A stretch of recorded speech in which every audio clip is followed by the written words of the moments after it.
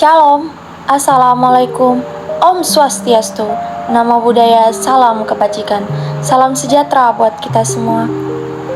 Dalam kesempatan ini, kami akan melakukan presentasi sebagaimana syarat dan ketentuan ketuntasan nilai ekonomi lingkungan semester 1. Sebelum itu, perkenalkan, kami dari kelompok 8, saya atas nama Grace Alfiani Pasango dan 3 rekan saya, Elizabeth Inemere, Mawar Asma, dan Naimatus.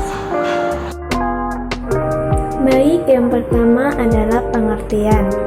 Pertambangan adalah suatu kegiatan pengambilan endapan bahan galian berharga dan bernilai ekonomis dari dalam kulit bumi, baik secara mekanis maupun manual, pada permukaan bumi, di bawah permukaan bumi, dan di bawah permukaan air. Contohnya, minyak dan gas bumi, batu bara, pasir besi, biji timah, biji nikel, biji boksit, biji tembaga, biji emas, perak, dan biji mangan. Manfaat tambang dalam kehidupan sehari-hari. Yang pertama, minyak bumi dapat menjadi bahan bakar, transportasi, perindustrian, dan rumah tangga. Olahan minyak bumi bisa berupa bensin dan solar. Yang kedua, gas alam umumnya untuk memenuhi kebutuhan rumah tangga atau sebagai bahan bakar untuk kompor dan kendaraan. Yang ketiga, batu bara berguna sebagai pembangkit listrik, bahan bakar mesin industri, dan kompor hingga untuk melebur biji logam.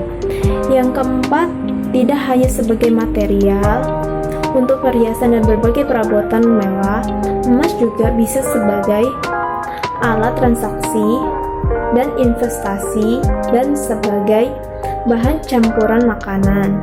Makanan yang mengandung campuran emas biasanya memiliki harga yang mahal. Yang kelima, tembaga sebagai bahan baku, pembuatan isi kabel, kompor, mesin, pembuatan suku cadang hingga kuningan. Hal ini karena tembaga memiliki sifat penghantar listrik.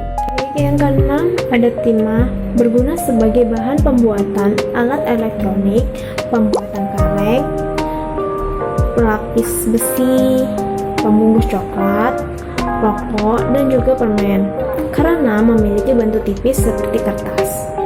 Yang ketujuh, ada manfaat perak, diantaranya sebagai material untuk perhiasan dan perabot, untuk pembuatan uang logam dan pelapis uap.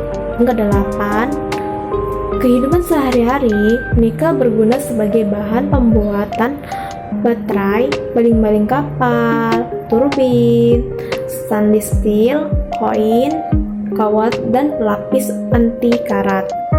Yang kesembilan, biji besi berguna sebagai bahan pembuatan mesin, perkakas pembangunan rel kereta, suku cadang kendaraan, dan konduktor listrik serta panas. Yang ke-10, boksit merupakan biji utama dalam pembuatan aluminium dan bermanfaat untuk industri keramik, logam, dan metalurgi. Dalam kehidupan sehari-hari, boksit berguna sebagai bahan pembuatan kemasan makanan, pembuatan tinta print, fotokomik, hingga pembuatan pita kaset rekaman. Baik, saya akan melanjutkan materi dari Neima, yaitu faktor-faktor yang mempengaruhi pemilihan sistem penambangan. Ada 6 bagiannya, yaitu karakteristik spasial dari endapan. Faktor ini merupakan determinan terpenting sebab mempengaruhi dalam pemilihan suatu daerah akan ditambang dengan tambang terbuka atau tambang bawah tanah. Laju produksi, pemilihan metode penambangan material dan layak, tambang dari jebakan. Yang kedua, kondisi geologi dan hidrogeologi. Karakteristik geologi dari material dan batuan induknya sangat mempengaruhi metode penambangan, khususnya dalam pemilihan antara metode seleksi atau tidak. Hidrogeologi mempengaruhi sistem drainase dan pompa yang diperlukan. sedangkan mineralogi mempengaruhi cara pengolahan mineral atau pemurnian. Yang ketiga, sifat-sifat geoteknik.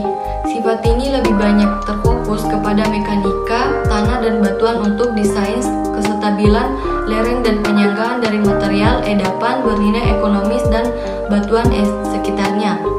Faktor dan merupakan faktor terpenting dalam pemilihan peralatan pada tambang terbuka.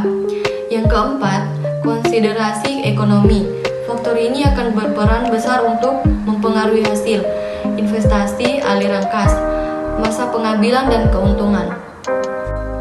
Yang kelima, faktor teknologi. Faktor ini dipengaruhi oleh pemilihan jenis penambangan, sistem penambangan dan konsiderasi ekonomi. Dan hal ini sangat terpengaruh pada target produksi dan pengeluaran. Yang keenam, faktor lingkungan. Karena sifat dasar dari penambangan itu sangat erat hubungannya ke lingkungan. Dari proses penambangan dapat merubah lingkungan dari ada 4 proses, yaitu ekosistem di suatu wilayah, yang kedua topografi suatu wilayah atau untuk tambang terbuka, yang ketiga nilai ekonomi dari suatu lingkungan, dan yang terakhir situs hidrologi.